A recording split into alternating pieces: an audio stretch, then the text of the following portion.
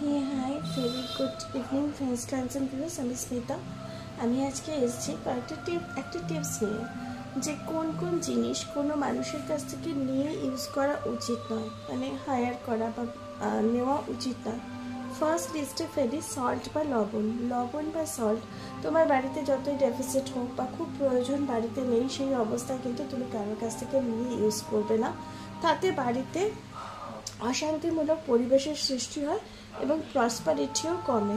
Second thing হচ্ছে, কারোর কাছ থেকে ছাতা নেবে না। যতই দুর্যোগপূর্ণ আবহাওয়া হোক, ছাতা নিয়ে সেটাকে ইউজ করে যাবে না।